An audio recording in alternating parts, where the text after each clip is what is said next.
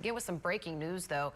A developing situation in Vernon Parish where a wildfire is currently burning just south of the Evans community. This is what we know so far. That fire is burning just off of Highway 111. A voluntary evacuation's been issued for Miller Road and J.D. Mitchum Road. BPSO, multiple fire units, and State Forestry Services have all responded. Sheriff Sam Kraft told us it looks to be contained at the moment, and there have been no structural damage so far. However, it is a volatile situation with the extremely dry and windy conditions.